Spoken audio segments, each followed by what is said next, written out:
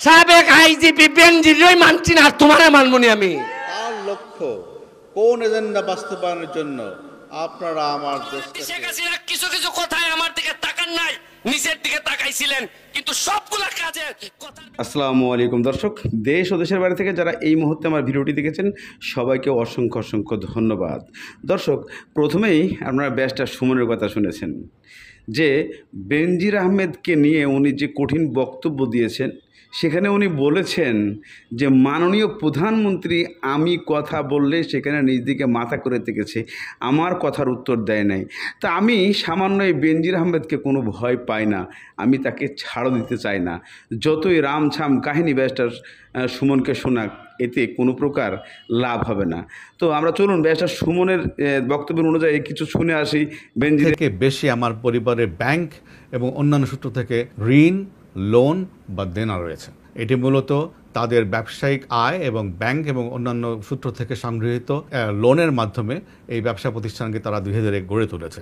তাছাড়া এই জমির পরিমাণ এবং ব্যবসাতে নিয়োজিত সংশ্লিষ্ট জমির পরিমাণ এবং টাকার উৎস এই বিষয় সংক্রান্ত বেনজিরের চক হিসেবে প্রতিবেদক দাবি করেছেন। এটিও আসলে প্রতিবেদকের নিজস্ব একটি আবিষ্কার, কারণ এই ধরনের কোনো চক বা দর্শক, ইতিমধ্যে আপনারা ব্যারিস্টার সুমনের যে কথাগুলো আলোচনা করেছিলাম, সেই সূত্র ধরে বেনজির আহমেদ যে আউলা ঝাউলা বুঝাচ্ছেন যে এই সমস্ত সম্পদ এইভাবে ওইভাবে আছেন, ব্যারিস্টার সুমন তা মানতে নারাজ।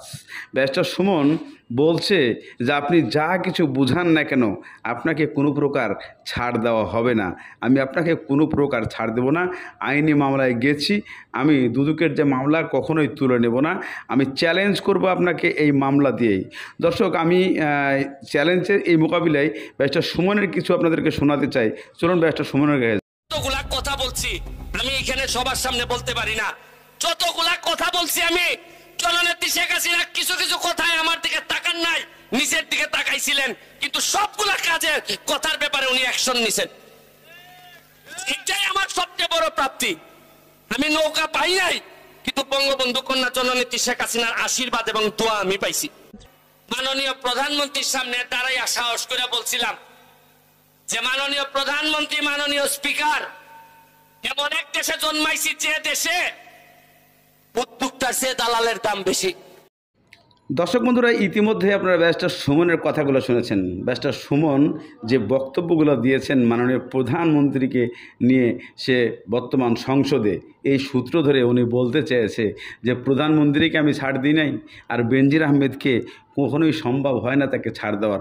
আমি শেষ পর্যন্ত দেখে যাব এবং চ্যালেঞ্জ করব তাকে আমি এই আইনের আওতায় এনে বাংলাদেশে একটা নজিরবিহীন কিছু সৃষ্টি করতে চাই। আমি ব্যারিস্টার সুমন এই ওয়াদা করে গেছি জনগণের কাছে, এটাই আমার কথা। এভাবে যারাই করবে তাদের বিরুদ্ধে আমি লড়ব। সবাইকে আসসালামু আলাইকুম।